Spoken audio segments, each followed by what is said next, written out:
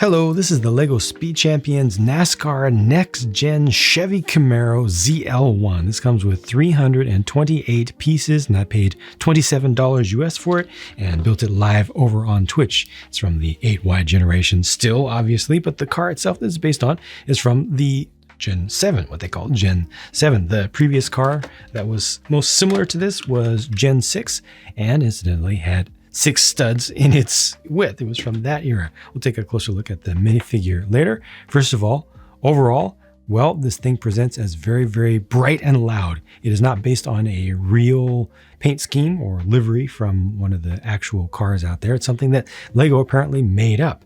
And it is fully licensed from NASCAR. It's been approved by them.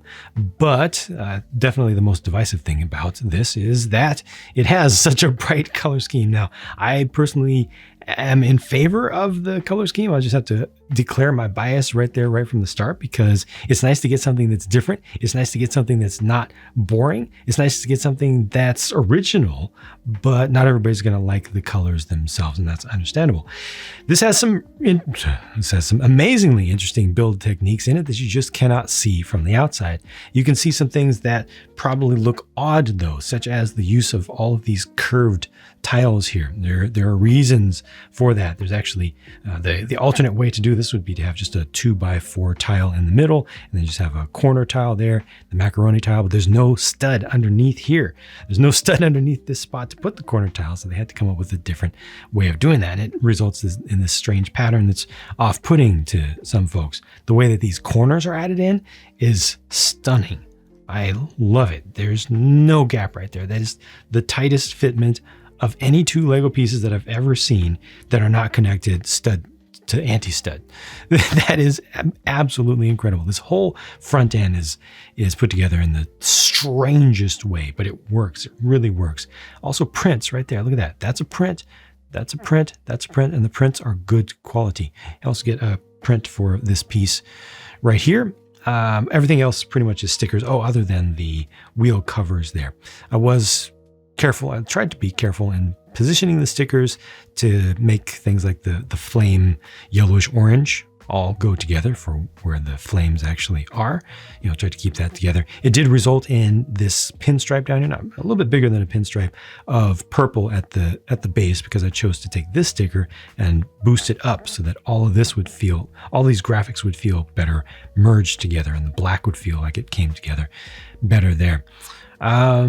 What else?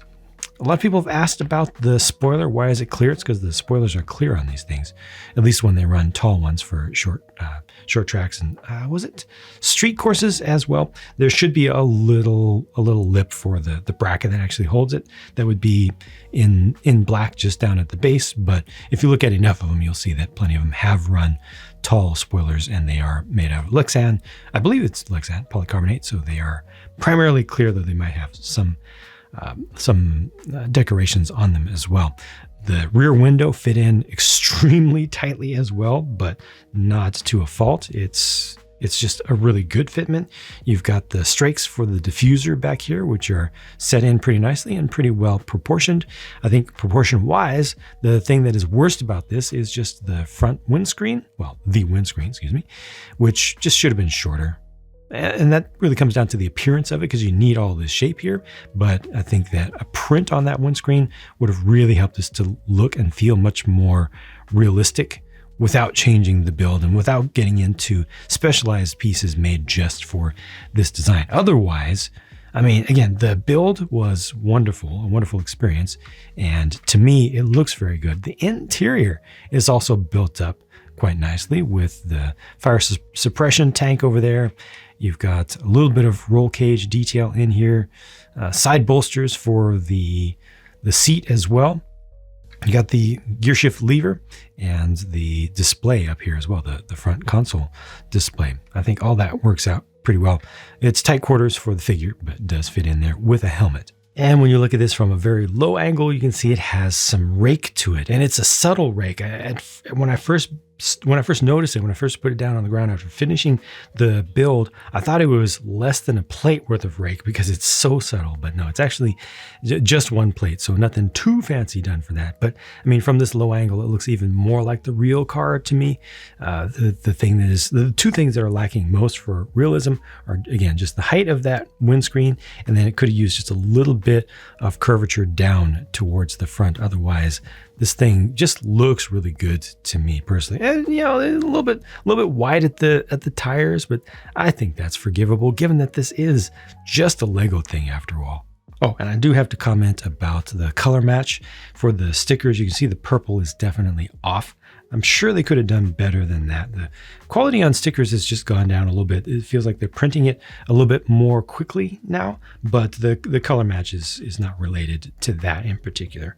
It's fairly consistent. The yellow is not too bad. It's a little bit off. The yellow is more greenish and could have been slightly more opaque, but it's not too bad. And then the teal color here, you can see on the sticker, is definitely darker than the color of the plastics. See that here too. This driver figure is totally a period piece. It comes right from the period when everything was purple and teal, or just about everything had purple and teal in it. This is the most purple and teal thing I think that I've seen outside of video. We don't talk about video anymore. Since the 90s. This could have come directly from the 90s, from multiple themes, with the exception of the quality of the printing for the torso, which is definitely higher fidelity.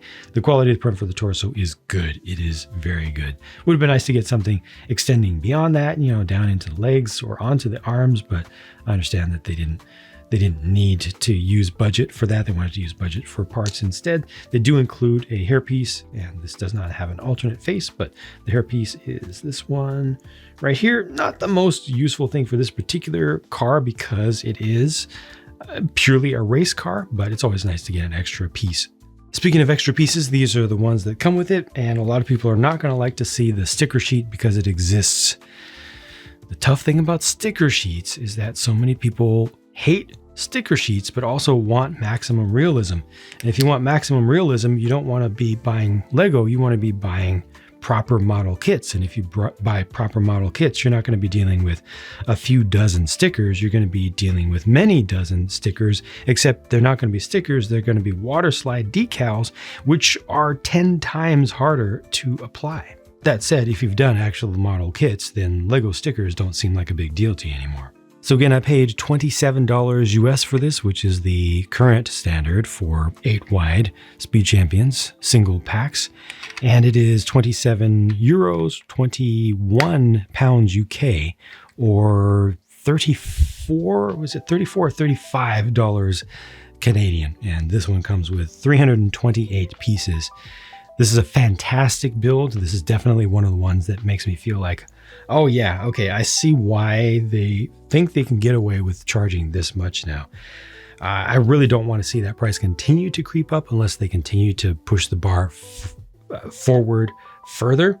This definitely is not perfect, but it's really, really good. The build experience and the end result for something that's made out of Lego. Strangely though, I do have to say, in some ways, this feels more accurate to me, even though it's a different scale. Just the fact that it's got a narrower greenhouse to it, and that you have just this little bit of curve here. That little subtle curve as viewed from the side, I think really helps with the shaping of it. Obviously, the rest of it is much more caricatured, but that's the biggest thing that this is really missing here. Otherwise, so much of this is good, and it really feels like a significantly better vehicle to me, a significantly better Lego model than the Ferrari F40 that came out at the same time, even though I personally am strongly biased in favor of the source material of the F40, and I care less about stock cars. Real testament to this. This was a true joy. But if you hate stickers, hey, why are you even looking at this video? You shouldn't even be looking at Speed Champions at all because, yep, they got stickers. We know that by now. I do want to point out to that there was some additional stuff going on, and I do want to call out some folks. We had some donations both offline, thanks through YouTube and also online during the live builds on Twitch. These are these representations of donations to Stand Up to Cancer. We've got a big push if you're watching this video before August 19th, 2024. You can check out a link or two in my video description regarding the campaign. There's a Tiltify campaign right there, and more about Stand Up to Cancer itself and funding research, funding clinical trials, funding treatments to try to save some people's lives, more people's lives. They've already saved many, many. And cancer is something that has affected many, many of us in this community and most communities. So it's a very good cause, especially if you look into them and learn about what they do and how they use their money. Not every charity out there is something that I'd say you can trust 100%, and I say that as someone who has unfortunately donated a significant amount of money to a charity or two in the past, only to find out that they were mismanaging their funds. These days, I do my due diligence much, much better, and I encourage you to do the same. But I think you will find that Stand Up to Cancer is one of the really, really good ones. But thank you for listening. Thank you for watching, and I'll talk to you again soon.